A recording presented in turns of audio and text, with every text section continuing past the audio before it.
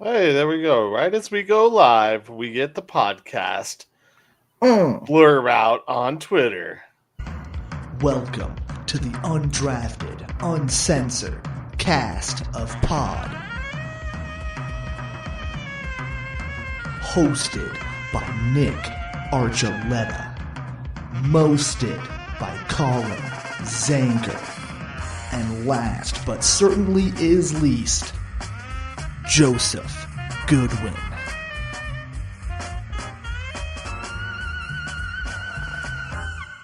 Welcome everyone to Undrafted, Uncensored, where, yes, Jerry, we all know where the sun is. Some of us just don't have anything to block the sun, like your big curtains that close and open and close and open and close and open. Do we get the hint yet? It's crazy. Like, the sun is in the same place every day. It's like clockwork. No, every day. It moves. Let's not go that far, The Joe. Earth rotates, remember? It's on two different axes. Looks like it's in the same place to me. We're not gonna get too sciencey, but we're gonna say that the sun does move from north to south and back when the Earth rotates. So you're saying the Earth is flat? You sound like me on one of my intermission reports while I'm all drugged up. And Dynasty. Dynasty. I'm trying to sound smart without being smart, okay? Leave me alone. I'm trying here. I was trying Nick, you're succeeding. Well, we appreciate your hustle just like we appreciate everybody tuning in and watching us on this late Saturday night episode. Yeah, Colin had DU hockey, so we had to, oblige his schedule. King Colin. Mr. Nick, what were you doing this afternoon where we had to oblige your schedule? I was at the Spartans tryouts as well. Okay. So who was available earlier today? Exactly. Oh, it was fun until 1:00 in the afternoon. All right, so the question is, Nick, what is your profession? I'm a professional talker. That's not what they said in 300. Oh, I've only seen that once. I'm not a big. I don't know. I'm like, those movies just don't appeal to me that much. There's only, I guess they did make a second one. There's really There was only one. Gladiator. There was 300. There's a Gladiator 2 coming out. Yes, there is. It's I think next month. I think that proves Nick's point, though. Did you? I didn't even know. Yeah. I think that's a terrible idea. It's a terrible reboot. I think Gladiator on its own is fine. It's a reboot? Well, it's not a reboot of the original, but it's like a continuation. It's literally called Gladiator 2. Well, yeah, that's called a sequel. But you should just leave that franchise how it was. That was an epic movie, and there's no way that you're gonna compare. Well, you never know. Sometimes you can get a pretty decent sequel. Look at Terminator. I would have been happy with just Terminator. That was an amazing movie. It ended perfectly. But then you got Terminator 2, which was the best of the franchise. Yeah, but that came out like a few years later. This has been like 20 years. There are not many. It was probably like a good 5 or 6 years between Terminator and Terminator. It was like 10 years, dude. 10 years? No, there's no way. Yeah, because Terminator came out in like 84. Like, think about Kid Ninjas. Like, Kid Ninjas 2 was terrible. Kid Ninjas 1, I always wanted to be the kid who was running around with the licorice in his mouth. I forgot about that movie. Wow. But then there was like 2, and then there was 3. I mean, they kept making him, yeah. Yeah. Like Mr. Miyagi was their grandpa. It was great. But it's easy to sell. That one was easy to sell. You just sell it to kids. Well, yeah, I'm not saying I didn't watch it, but did you watch The Mask too? No. Dumb and Dumberer? Yeah. Actually, yes. Yeah, watched it, but no good. Yeah, exactly. All of these things are no good. The second, the reboots, whatever you want to call it, Batman Returns. Again, that came out a few years later. Once you get to like 20 years, it's pretty much always bad. Like name of 20. Afterlife. Fight me on that. I haven't seen that. I'm not saying there are not examples of good ones, but there's way more examples of bad second shows. Free Willy 2. Yeah, Ghostbusters with the whoa. chicks. Whoa. No. The Chick Busters. You're talking about that one's not bad. It's you It's come not into it good. knowing it's non-canonical and it's its own thing, then you're fine. It wasn't bad. Everybody keeps dragging these poor what girls. was better? The Broncos' first Super Bowl win or their second? Oh, definitely the first. Yeah, There the you go. OG. It's always going to take precedence. Yeah. Although in unprecedented, the third one was actually pretty fucking sweet. The third one was pretty damn sweet. Yeah, Yeah. it How was. often do you get a second one not as cool than the third one? Like, oh damn. So I guess Lord of the Rings. Anyway, back to sports. I mean, the Bronco or the Almost filmmakers can make an almost 20 more years and then make another one, and it might be good I'm not waiting another 20 years for a Super Bowl there, guy. for a Gladiator 3. Gladiator okay. 3. That I'm okay with. I mean, we'll stay with the Broncos since we're already there. So tomorrow's going to be an interesting game. You have one of the top-rated offenses against one of the top-rated defenses, / one of the middle-of-the-road rated offenses against one of the middle to lower-tier defenses. Oh no, they're And- bad. Yeah, I was just trying to play nice a little bit. I mean, they're not. I don't know. They're like 27, so I can't. I mean, No, yeah, they have Justin Ugh. Simmons, who we like. And have an affinity for as Bronco fans. Oh yeah. You better get a raving applause too. Oh, for sure. But also, Yeah, like, he's going to. name one other player on the Falcons defense without Googling it. As Colin goes to Google things. No, I'm just making sure. So there's some students from the school who watch and always make dope. comments, and I don't see them until afterwards, and so I just wanted to make sure that I was on there to see if I was seeing any comments from them. So shout out Colorado Media School. Thanks, kids. What's up? Usually it's Nate. Thank you, Nate, for always tuning in. I met a few of the other kids tonight over at the Spartans tryout too. They're Nice. doing some work with the. A couple of them are doing work with the military broadcast network. Did you meet Tony, the owner, by chance? Yes. Of the Spartans? Yeah, I've met him a few times. He's a nice guy. okay. really like him. Yeah, he seems like a good guy. I sent him something a while back, but yeah, I really like him. So Yeah, what is the he's Spartans? indoor So it's football. you weren't here that day. Oh, cool. Yeah, Colorado Indoor. It's going to be indoor arena football professional. They're going to play at the Denver Coliseum. I have been told I have a position that hasn't been made official yet, so I'm trying not to say anything yet because I don't want to put the cart before the horse. But yeah, it starts up in April, and once a week at the Denver Coliseum. It's going to be fun. Dope. Man, if my car didn't break down on the way to work today, I might have tried to go into that. No, but So yeah, Broncos have a big game. yeah, and It's a must win if they want to make the playoffs. Yeah, and you know what's funny is at the beginning of the season we were just going to be content with Bo making improvements, and now we're trying not to, but we have no choice but to talk playoffs because of how they set themselves up. And I mean, everybody's gonna rag on them because, and I've heard this and I keep seeing it. You know, the Broncos are only beating bad teams and they're losing to good teams. We're dealing with a rookie here for your quarterback, number one. Number two, if he's beating bad teams, that's a good sign. If he's losing to bad teams, that's a bad sign. Ask Carolina. Yeah, like what else do you want? Jacksonville. Do you want us to lose to bad teams? I don't. Ask the Browns. Yeah, I kind of did. We know, Colin. Yeah, we all know. There's some points that I kind of want them to lose some of those games.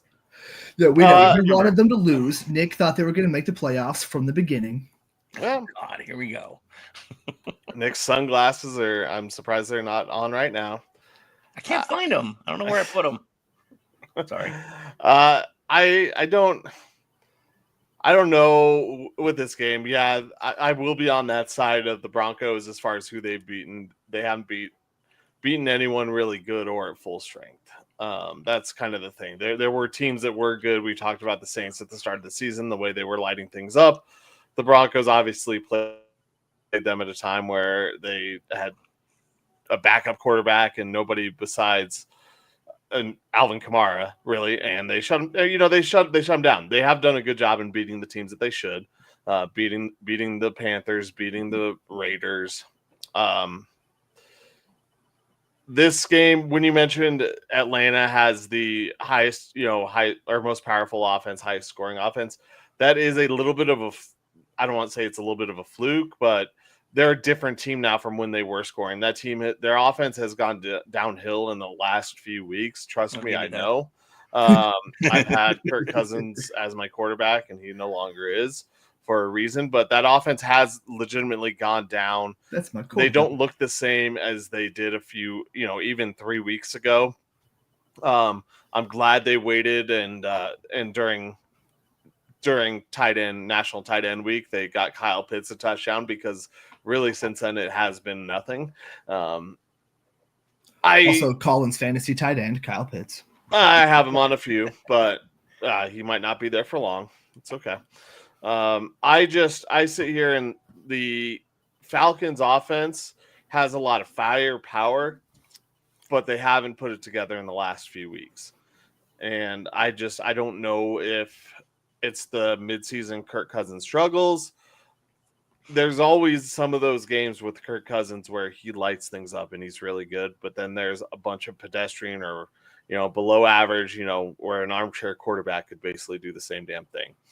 And this Broncos defense up against Kirk Cousins should be a huge advantage because they pressure him, and that's what stops Kirk Cousins from doing well, is having time. He is not good at processing fast, and the Broncos have the pass rush. They've shown in the last few weeks that they can get to the quarterback, so that should be a huge advantage for the Broncos, regardless of what Atlanta's defense compared to the Broncos offense is. The Broncos' advantage for their defense compared to the Falcons offense outweighs any of the advantages that the Falcons have right now facing a rookie quarterback. Joe? I also like that analogy that that Kirk Cousins always, has a couple games here and there where it's like, man, this is what he makes so much money. This guy is so good. And there's a couple games where it's like, man, that's why nobody thinks Kirk Cousins is like a top 5 quarterback. Like that's him. I mean, he's never been very good at adapting, like you said. I mean, his wife picks out his clothes for him. Like, come on. Well, there's something to say about creativity. Rocking. Yeah. Go ahead, Nick. I mean, I got nothing for that one. I was gonna poke fun at him, but my thought ran away. I don't know. I mean, add to that too. The Broncos are obviously showing they're going for their youth movement even more. Estimate's getting a lot more carries and a lot less fumbles. He was, and yes, so far less fumbles. Well, hold on. Let's remember it was 2 fumbles in like 15 carries. All right. Yeah. 0 is less than that, so we're good. Yeah, but he hasn't reached that 15 carry mark yet. We're good. It's fine. There's so still far some time to get there, guys. He is on pace to not do that. He's on pace, or you could say he's still on pace to fumble. 4 times in 50 attempts. Hey, if Jokic is on pace to average a 30-point triple-double, then Estime is on pace to not fumble in the next however many carries it takes to get to 15. Right? Just let the kid learn. Give him some time. That football's it's a little different than that college football. A little to adjust to. He's fine. Get those little T-Rex arms around it. I'm not trying to say that because Estime had a better game against the Chiefs defense that has struggled to turn the ball over, or no fumbles against a Chiefs defense that has struggled to turn the ball over, that his fumble issues are solved. Oh, no, they're not solved, but we're fine. But they're muted. Yeah, it didn't happen, so we're good. He has less fumbles. That's progress. Yes, see? Yeah, why are you against progress? I'm not. I'm just saying it's one game when we've seen multiple games of Estime fumbling. Exactly. The first game that he got a carry and he fumbled. So this is the first one he didn't. That's good. Yeah, it's his first game. Yeah, His first game back, and he didn't Yeah. fumble. We've had this many days since a fumble. Yeah, there's gonna be a thing in the locker room, in the running backs room. Number of this many days since last fumble. lost fumble. Yes, please. I want that because And they it's gonna had have fun. the picture of it's gonna have a picture of whoever fumbled last next to it. Yes. No, I want just Audric Estime. No, I think they should all three have one.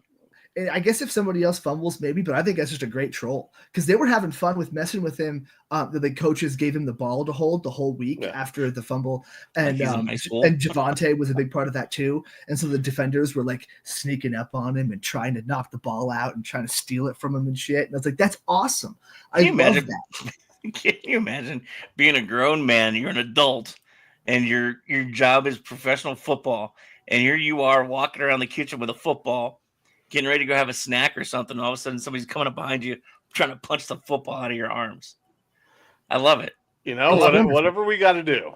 I love it. I'm here for it. It's the best like anime training sequence ever. Like it's perfect. It's the guy that works extra hard because he carries a football all the time, and everyone's trying to steal it from him. And it also it shows the camaraderie of the team that they're they don't just leave him alone and ignore him and say fuck you, you're over here fumbling. Like they're actually trying to help him stop doing that because it will help the team, but also it'll help him as a player. And like it's wonderful to see. This is what like rookie hazing was supposed to be like. It's teamwork. That's really what it boils down to. It's like you said, camaraderie. It's a team coming together, and yeah, it may sound stupid to the layperson that never had a teammate that had a little fumbleitis, but it's nice that this team can do something like that, and nobody's taking offense to it, and they're obviously helping the team. I mean, yeah, it is hazing, but it's also to improve upon and be better. It's not the hazing. It's not the other crazy hazing where it is just unacceptable. Yeah, nobody's it's things like like carrying the veterans pads, things like that. There's no problem with those things. No, it's when it goes too far. This is something that, as a team, and you're right, Javonte he was a big part of Estime carrying the football around. He made sure that he could be part of that. He made sure with the coaching staff, he thought about it. Everything that I've read, Javonte came and asked Sean Payton if that was okay. Ooh, so it was Javonte's idea. Awesome. Yes. Yeah. I love that. So, okay. It wasn't just, coaching staff obviously writing off on it as a yes. And yeah, there is a hazing aspect to it, but it's also hey, we want you to be better. We're not going to let you just stay the same. And so this is what we're going to do in order to help you get better. And it's a little bit, hazing is a little bit demeaning, I guess, in some ways. It's a little bit putting you on the spot. Like, hey, yeah, we recognize this, but also we don't want you to have this problem anymore. And we're going to do what we can to help you out with it by giving you a ton of crap, but not just like talking about it. We're going to just make sure that you got to hold on to the damn ball. Yeah, there's no judgment in there. It's the good kind of hazing. It's like good cholesterol, It's the eggs. It's the egg diets. Exactly. These are the egg whites, folks. The egg yellow is still better. Yeah, I'm a fan of the combination of both, personally. Yes. So, we've seen the numbers, we've seen the statistics, we've seen the comparisons. How do you guys feel about tomorrow? The sun will come out tomorrow. You know what, Nick? You bet your bottom dollar that. Okay, so I'm a little torn on this because I literally did have I had a dream this afternoon as I was sleeping. I'm not placing any more live bets besides the ones I placed before my dream. Because I had a dream that I was losing everything by like one thing. That's because you bet on the Yankees and killed their World Series. I did not. I bet against the Yankees. I bet on the Dodgers and I won. Yeah. Therefore, and how can you say that killed it when a week later I won $9,000 on a 7-leg parlay, Nick? Luck. Definitely lucky. I'm not saying there wasn't luck involved. There's luck involved in all this, but my nerves, I'm fighting with myself because originally I did have the Broncos with this game, and now I'm second guessing because do I unjuju the juju and not pick the Smith Broncos Schuster? and pick the Falcons because I feel like I'm going to be wrong no matter what I pick. In Just go with general, what you I'm feel, feeling buddy. about this game. I'm worried about Bijan Robinson and I'm worried about Tyler Algier. The wide receivers, when you get to Darnell Mooney, I don't think I'm not that worried about the wide receivers because the cornerbacks are good. But when you talk about Bijan, Tyler Algier, and Kyle Pitts, I'm not as worried about, even though we don't really have the tight end to cover or the linebacker to cover him. It's about the pressure getting to Kirk Cousins. Yeah. And I think the Broncos can get pressure, so I feel pretty good about the Broncos' chances. With that being said, I'm pretty damn nervous because I have a feeling that my picks are not going to be good. So I'm just going to pick the Falcons so that I can hopefully be wrong. Oh boy, Joe. I don't know what to say. This is a tough one. I feel like in times like this, it's best to just go with your gut, because that's kind of all I ever do anytime we ever pick anything. Sorry, what's up? Nothing. Go. No, please. I interrupt me with stupid jokes. That's one of my favorite things in life. It was a song. But like, yeah, it's tough because it's one of those matchups where it's their offense versus the Broncos defense, and can the lesser of the two units for both teams, like which one is going to be better, or is it going to come down to somebody fucking up on special teams? Knock on wood, please God, no. I think the Broncos can do it. I think they got it. I think it's really tough. I think it's like, watch it be a fucking blowout, and I'm over here talking about how difficult it's going to be, and it ends up being ridiculous. Honestly, it could go that way on both sides because, like Colin said, being worried about Bijan Robinson, the Broncos have had issues with that power running style of football.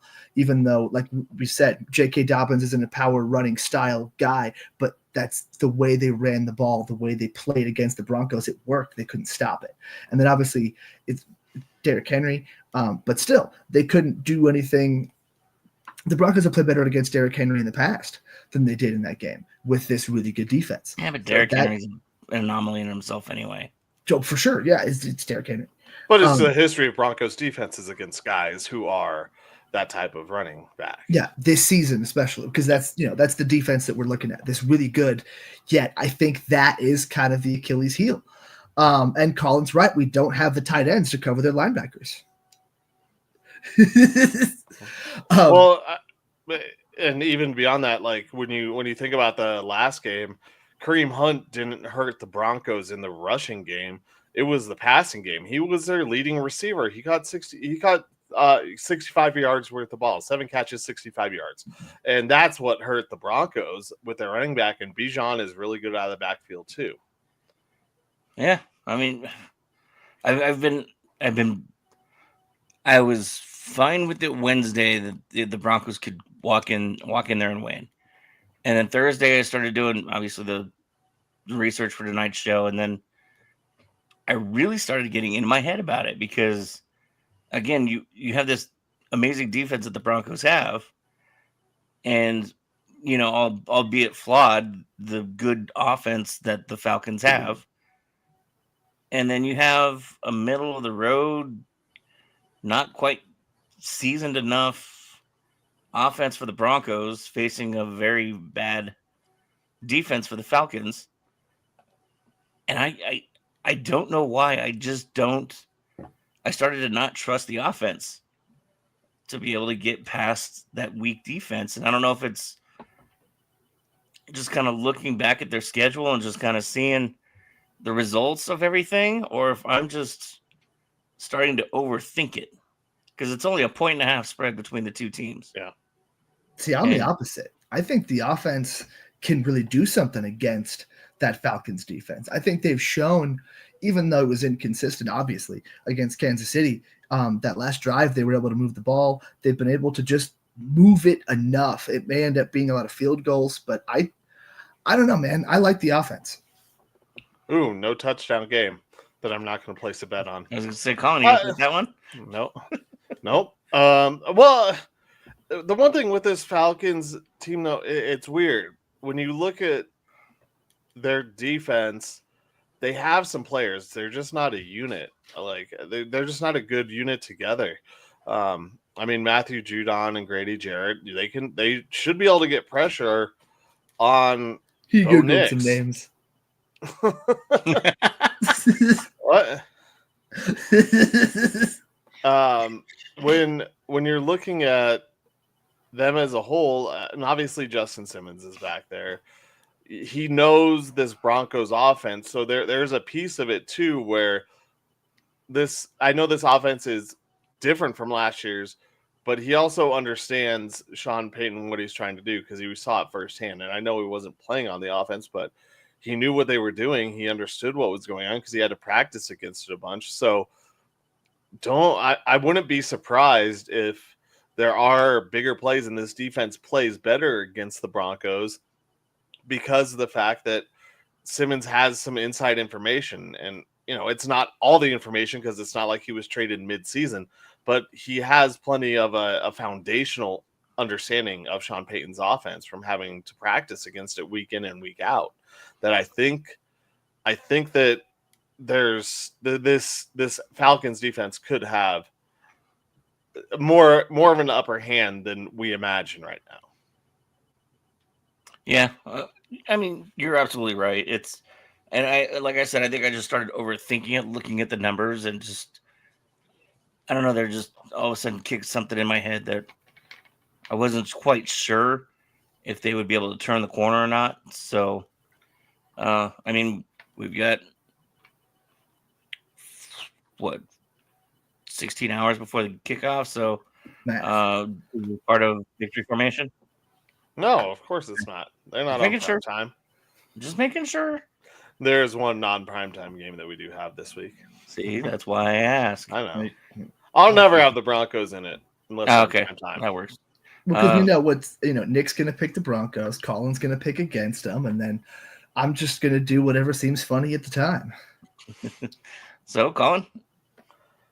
The other day, a few days ago, I did place a bet on the Falcons because they were plus money. So I'll just stick with what I placed a few days ago and be happy to be wrong. Joseph? Oh, I took the Broncos. Let's go. Very nice, very nice. Yeah, they're going to move the ball. Justin Simmons is probably going to get a pick, but so is Pat Surtain. They got the no-fly zone showing up tomorrow at the game, so I'm going to use that as an extra confidence boost. Yeah, I thought you were trying to love it. nickname the current defense, and I was like, no. No, I'm not that bad. Come on. I'm going to use that as extra confidence. Broncos squeak out a tight one, but they'll walk out of there with a dub. We can hope. I mean, I hope so. Yeah, well, we'll see. 2:00 tomorrow, so everybody be tuned in because I know we will. Wu-Tang. So I'm the only one that cares really about the second team. But I'll this care. first team, I mean, obviously, Buffs are controlling their destiny right now. Oh, we're talking about CSU? All right. But right now, the Buffs and the Rams are both near the top of their conference for the conference championship. And I would love for both of them to be able to play in it. Because, I mean, obviously I want the Rams to go too. But to play in the playoffs or in the conference championships? Conference championship. Okay. I don't see them surviving the college playoffs. Okay. Really? I love the Rams, but I mean, the Rams, they can sneak one out. Yeah, the Rams can sneak one, maybe one, but that's as far as they're going to get. The Buffs, on the other hand, they can. I don't know what there was a turn in this team, and now this team is a unit. Obviously it's a family. And I mean, I've always watched CU football anyway. I grew up on it, even if I am the green sheep of my family. I'm liking what they're doing, except for this whole, well, look, it's the beginning of the fourth quarter. Let's just go to prevent defense right away. No, it's not when you go to prevent defense. But I mean, that frustrated me a little bit. Both CSU did it last night too. They started getting themselves a little carried away too, and started going to the prevent when they were. I think it was still in the third quarter. I'm like, what are we doing here? CSU kind of manhandled Wyoming. They did. They were in control of that game the whole way. I was glad because I did pick them to win that game. It was nice. And won me a nice little 3-legger. They got the boot and they booted Wyoming back up north. CU today, I mean, what they basically toyed with Utah for a while, and then they're like, all right, here's 21 in the fourth quarter and put it out of hand. Yeah. That was when they're also playing prevent, though. A lot of them that made them have to. Utah was playing prevent? No, CU was. Yeah, they put up 21 points in the fourth quarter, though. Like, yeah, but before that's when they were playing that prevent, and then they're like, okay, let's put it at a hand first, and then we'll go back to that prevent. It's I don't know. I think that's kind of a mute. Like I don't really see the big thing in that. I was just frustrated because they were still up. Like they were still up by 14. Yeah, I just didn't like that they weren't keeping the gas on defensively. But that's just me. Yeah, it's more of a preference thing. I'm not too worried because you go into the prevent, you're helping Travis Hunter. You're kind of giving a little bit of bubble, little bubble tape around him. Like he had his first touchdown scored on him in this game on a beautiful dime pass from the Utah quarterback. That kid's a freshman, a true freshman. That kid's really good. Yeah, the pass that the touchdown was scored on him was. I don't know what to say besides perfect, and that's how you have to beat Travis Hunter. He's just that good. So if going into prevent means a little less wear and tear on Travis Hunter, and this defense who has found a way to get to the quarterback all of a sudden in the last few weeks. I loved what Prime said before the game when they were talking about pressure on the quarterbacks and Shadur having pressure on him. And his comment to the reporter was, "We get pressure too, baby. What about us?"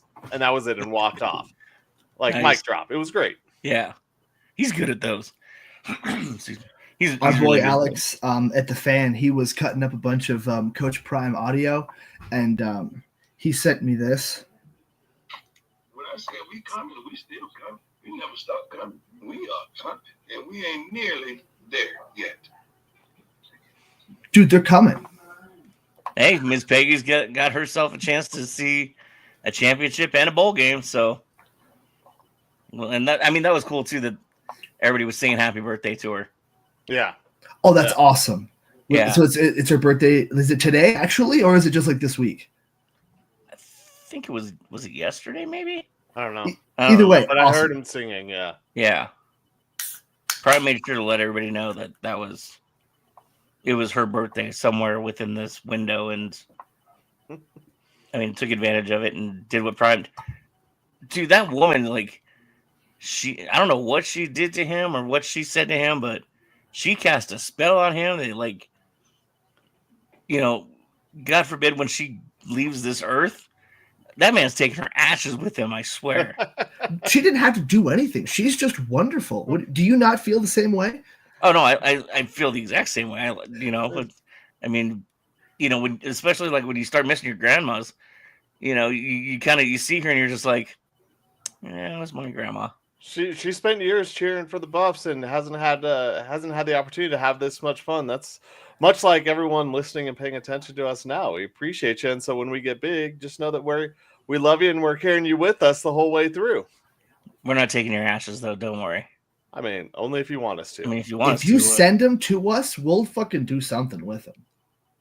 742 Evergreen Terrace, Springfield. 1060 West Addison. Speaking of ashes, are we going to go burn some sage around Ballerina? I don't know if we have to. I didn't mean to make us move on, but No, you're fine. We're good. I think we should burn some sage around Coors Field. They need it the most. no, let's No, They're beyond it's it. gonna take way Yeah. more than Sage to fix that organization. Yeah, and the original guy who played the Exorcist is dead. So I don't know. I mean, the Avs was at 5-2 last night against the Capitals. Well, the Caps are good right now, and Ah. Ovi's trying to go and break Gretzky's record, so the Caps have a little extra motivation right now. and Hold on. who's in hold goal? on, Was that hold on. Georgiev? No, Juice got hurt, or Georgie got hurt. I mean, I was gonna say, hold on. You brought up a name that didn't have anything to do with the. I mean, Ovechkin didn't score a goal last night. no, but I can't mention him because he's going for Gretzky's record. No, you He can't. down last But night. he didn't have a huge part in this win. He had one assist in the game. But he had one shot. He didn't play a huge role in this. Neither game. does Crosby. Right? Crosby plays a bigger role in the games now than Ovechkin does. He didn't even have 600 goals. I mean, well, he'd play a pretty big role in the Avalanche right now. They're pretty Oh hurt. God, Jesus! I mean, since you brought up Sidney Crosby, Nick, we might as well talk about it. I'll take Ovechkin over him. Well, and I mean the Avs started take that, Eustace. He gave up 3 goals, and then Trent Miner came in and gave up 1. Not good for Eustace, as he was basically useless. Yeah, He had 6 shots, 3 that he let through. Not good at all. And the Avs have a goaltending problem, the same thing that they've had beforehand. I mean, this has been an Like I issue said, though I for think the we last should go burn some sage. how many years? Well, and here's what kind of got me irritated a little bit too, and I don't know how I'm on the fence with this because I think I'm leaning more one way than I am the other, and that was not putting Val in the starting lineup because I think Val needed to be out there on the ice with his name called, and he needs to know where the fans stand with him. He wasn't available after skate when they said he was coming back. After skate, he was not available. He comes into the game. I think he was on the third line. So he's on the third line knowing nobody's gonna get a chance to either boo or cheer him, whatever they need. And then, he just kind of skates through the game. I think both he and the fans kind of need to have a moment. And I mean, this is 2 years in a row that he's done something to hurt the organization. And I get he's an addict. I get these are personal issues, and I'm trying not to be so hard on him because of it. Because, I mean, I've seen addiction through all the different stages, and I want him to know that there are fans out there that do care about him enough that this is put behind everybody. And I think the Avs fans would do that for him. Well, I think with what you're saying, the Avs have hidden him from this, and they have protected him, much like you put in the rundown. They protect him from the media. He still had the fifth most ice time out of any of the forwards in this game. And so, yeah, it was plenty. So he still was on the ice a lot. He played a lot. And Mike Tyson. But the thing is that now the Avs are going on this road trip. So when is he going to face the music? And I think one hard thing for an addict, having been through it and gotten sober, is facing the music and facing the things that you did wrong and the repercussions of that. And sometimes, I know I've said this, like sometimes it's people not wanting you being in their lives anymore, or cheering for you or rooting for you. They've given up on you and they're done with you. And you have to do that, and you have to accept that. and there are other people who will forgive and forget, and then you'll have new people in your life who have never known you as that person, who are, who you're thankful of never knowing you as that person, and who you're grateful that you can start afresh with that. But you have to face the music at some point in time. And now that they're going on this, 4-game road trip that basically lasts through almost, through the end of the month and past Thanksgiving, what are people going to do? Boo them on Thanksgiving against Vegas or the night before Thanksgiving against Vegas? Yes. And who's going to be there? Like who's spending tickets? Tickets are $37. I'm looking at it right now. Are you serious? For that game? Tickets are not that cheap for games at Ball Arena. Yeah, it's Wednesday. It's a Wednesday before Thanksgiving. They're not that cheap for those games. And so when he comes back, it's going to be a softer crowd than normal anyways, because plenty of people are going to be buttered up, in general, just like feeling good family vibes, whatever. Maybe there's some angry people who just go out to the game because they want to get away from their family. But he's going to have a pretty soft-facing crowd, and maybe and if he goes out on the road and has a stretch of, a goal in 4 out of the next 5, then he's going to 3 out of the next 4 on the road, or multiple goals. Maybe he scores 4 goals in the next 4 games, however it plans out. Maybe there's a 2-goal game, whatever. Then he comes back to Denver. They're playing the Golden Knights. I think it'd be fitting if they were playing the Kraken or the Stars, though, which they played the next night in Dallas, or Friday, the 29th. It'd be interesting to see the reaction of Avs fans if the Avs were playing the team, one of the 2 teams that knocked the Avs out when he was gone. Well, and here's what benefits him too: is it's an East Coast swing. Eastern Conference doesn't care about that. So, I mean, the only place you might get a little bit of hassle is in Philly, because Philly fans are just relentless anyway. But other than that, you're going to Washington. Cap fans don't care about Val. Florida and Tampa Bay, they got bigger fish to fry, no pun intended. No, literally though. And then, like you said, they come home for Vegas for a Wednesday night pre-Thanksgiving hockey game. And I mean, and maybe it's smart on their end to, ease them in like they did, because then, here's your first big test, is a 4-game roadie to the East Coast. And so now, okay, how are you behaving? How are you, who's got his back? Who's going to hang out with him not the whole time, but I'm not saying they have to hold his hand, but who's your crew at this point? Because some of these guys were on his crew and were letting him do stupid shit. So who's the real crew? Who's really got his back now? And who's going to say, I got you, bro. Let's go. And, give me a Shirley Temple. Give me a dirty Dr. Pepper. I don't care. Who's going to be the guy that puts a football in his hands during lunch and tries to knock it out? There you go. Put a football in his hands instead of a beer. Yes. Exactly. Yeah, he'll be really confused as a hockey player, but you know what? Whatever. As long as it works. Hey, whatever. Hey, and that's one of those things about being sober too. Like whatever the hell works for whoever it is. And so if that means that his crew has to be around him for some time, then that's what it is. If it means that he has to have bed checks, cool, that's what it is. It's kind of one of those things, from what I learned, like you just have to, if you really want to stay on that path, you just have to do whatever it takes. And that means a lot of different things. Once again, it can mean, like I said, obviously facing some people, but also it can mean facing that rejection and facing some loneliness and learning how to do that. Because I think that's one of the things that I was most worried about myself, was the fact that where am I going to go? What am I going to do? I can't go to the bar. I can't watch games. I can't be around all of these people anymore, because that's all we did was drink and party and whatever. And then I found out that that's not necessarily the case. Yeah. Like, how are you going to enjoy sports? Oh, wait a minute. We have a podcast. I can remember them.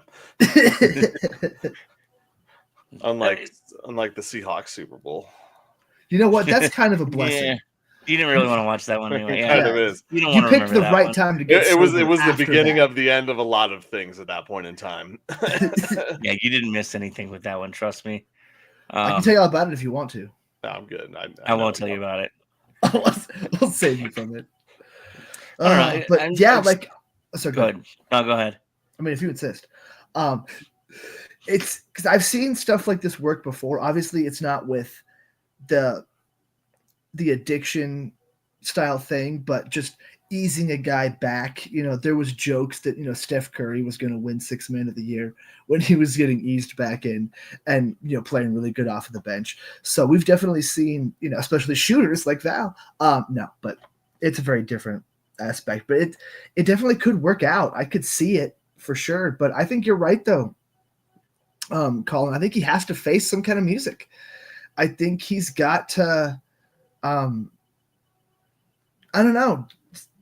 The fact when he came out in the press conference and basically said like there's no story or whatever and like it's not a big deal. Like, no, it is kind of a big deal.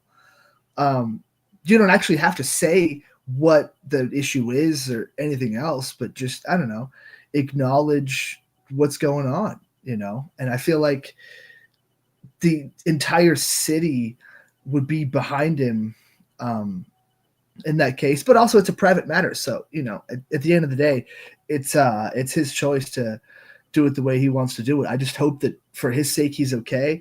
And, you know, for our sake that we get him out there, you know, clapping some trappets and, you know, banging some claps and, Well, yeah. And like for me, it helped me. It wasn't easy, but it helped me to hear some of the hate that I had coming my way that I fully deserved. And you didn't understand sometimes how much you hurt people and, you know, how much it hurt us as fans watching them play without him and him really ruining another shot for the Avs to make a deep run. And that hurt, that pain, like sometimes you don't understand how much it hurt until you hear the backlash and how much you've done to people, even though this wasn't a direct thing.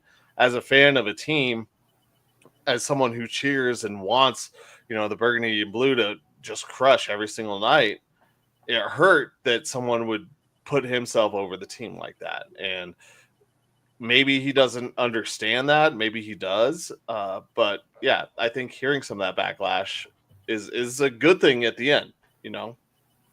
Yeah. I'm sure that sorry about that. The Avs they'll make it right somehow, some way at some point. And I mean, maybe this is just, like I said, maybe this is just how they're going to do it for now. They're just going to slowly bring him in, let him get his feet wet, you know. All right, now this is how you're part of the team coming on a home game. Okay, now this is how we're going to do a road trip now. We're going to get you through this road trip. Then, okay, we're back home again. Now we're going to, you know, now we have a holiday. So you do the holiday. And I mean, it was a weird part of the schedule at first, but it kind of makes sense now because you have different variables playing into all this now. So there's going to be different type of stressors and things that are not necessarily going to set him off, but you know, these are things you have to balance and in a new life. Well, the only thing that I really have against it and what they're doing is that everyone came out and said Val was ready to go. And if he's ready to go, he should be on the first line. I agree.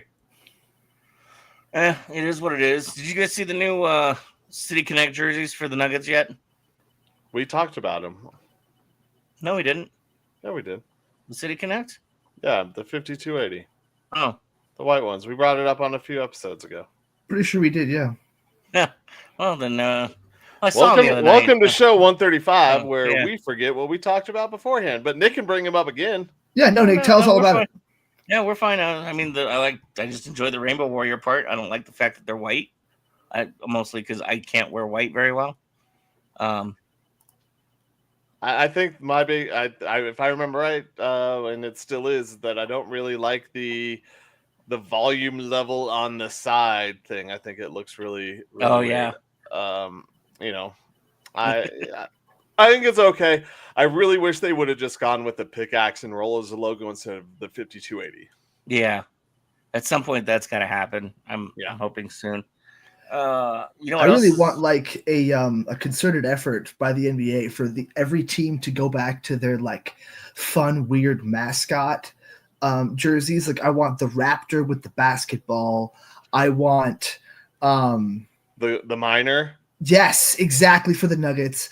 I want all of those. I'm trying to think. There was a couple other ones that I saw that was like, man, I want the Wizard with the basketball from the Jordan days. Yes. You know, all of it. Sonics. That's yes, And the Coach Mixie hedgehog. has to wear the Sonics jerseys. Yeah, not going to happen if they're getting another franchise. Yeah, no, probably that's probably right. not that one. But Hey, and how nice of the Yankees to take $15 million from the Tampa Bay Rays to let them play at their single A complex next year. Only 15 mil. Are we going opening day, Nick? Of course. Opening day down in Tampa? Oh, no, we can't. I mean, we can, but it's going to be real. Why can't we?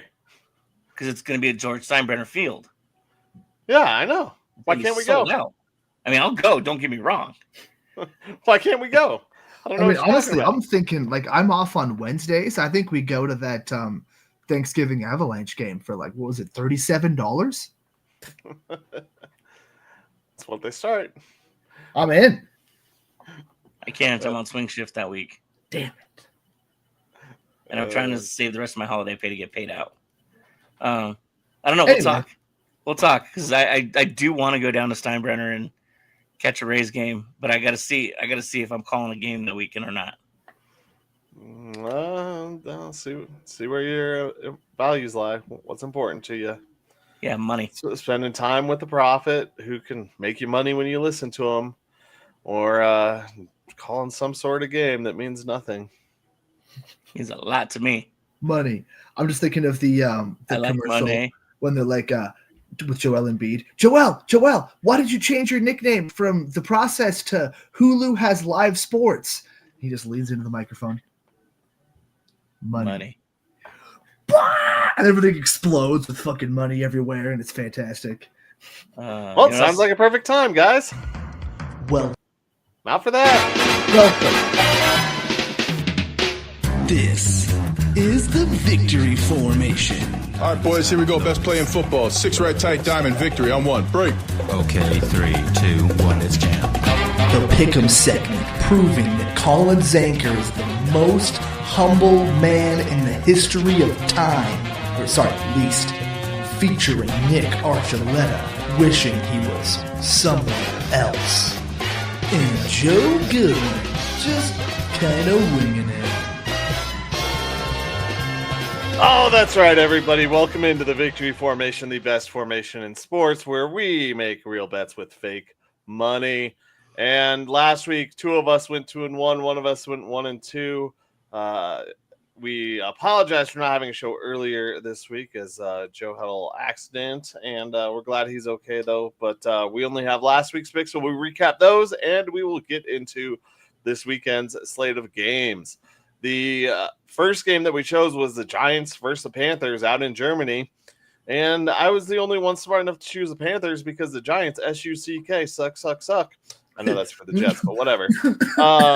Biggest win of the week as I got 31.50 for that. Nick and Joe -10. Lions held on against the Texans, and they beat them by 3. And both Nick and Joe got that one right, so we're all tied up in 1-1 right here. And then we moved on to Miami against the Rams. Ugh. Miami comes out victorious. Nick seems disappointed, but he shouldn't be because he chose with me, and that means me and Nick went 2-1 this week. And Joe chose the Rams, so he got -10. No, it was just I was not entertained by the game. I'm the big winner of the week, winning $42, bringing me up over $900, $905.23. Still in second place. Nick won $25.71, still in third at $772.57. Joe, you lost $4.79. But you're still in first at $923.17. Let's get into some of the games this weekend. As we start things off, we do have a special, as I said, a special non-primetime game that we are going to choose. And we'll kick things off with that. It is the Chiefs versus the Bills. Chiefs are plus 110. The underdogs heading in to Buffalo. The favorites at minus 130. Nick, who you got? I still hate him, but I'm going to go with the Chiefs. He's sticking with the Chiefs to stay undefeated on the season. I Joe, might who take you got?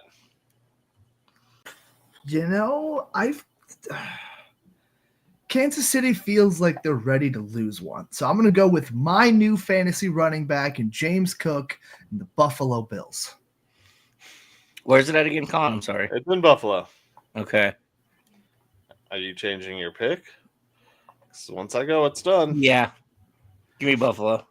Okay. He was eating me alive. Well, then, I mean, that makes one of us that says the Chiefs are going to win. Mahomes has Josh Allen's number, and the Chiefs have just found a way, and until they lose, I'm not picking against them. So, It's These non numbers- with that being said, what? It's non-playoff, so the Bills will win.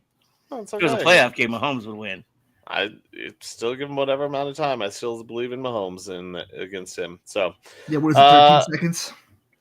yep. But that's also good for you guys that you chose the Bills because, since I chose the Chiefs and I had that dream, that means my picks are going to lose. So just go against me this week, like I said.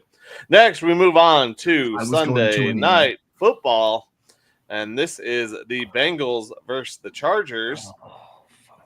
Bengals underdogs at plus 102 against the Chargers at minus 122. Home favorites with 75% of the fans being Bengals in SoFi. I was going to say, who they you can't got? be home favorites.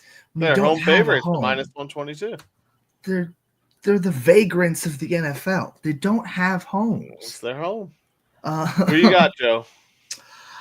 Let's go Bengals. He is going the Bengals. I am going. I hope. I mean, I really do hope the Bengals win this one. But I hope it's a close game. I think the Chargers. He's picking They the Chargers. play a ball control type of game, and coming off of their victory last week, they seem to have figured some stuff out, getting Quentin Johnson involved. So, give me the Chargers. Nick? It's been a few weeks since he's played. I think Burrow may, sorry about that, be happy with that. T. Higgins will be back in the lineup. Is not showing any signs of injury.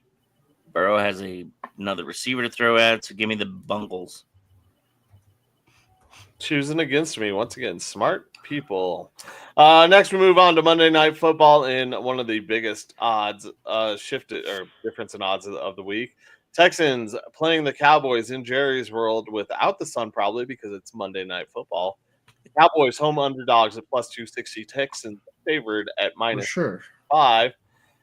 Nico Collins is coming back for the Texans. I'm taking the Texans. Nick? CeeDee Lamb's questionable. The Cowboys are still a mess, and I don't think the Texans will take kindly to losing to the Cowboys. So give me Houston. Joe. Nick, did you hear earlier when Colin called us smart? Yeah, I'm concerned. This feels like a trap. I don't like it. I'm picking with Colin. Let's go Houston. Yeah,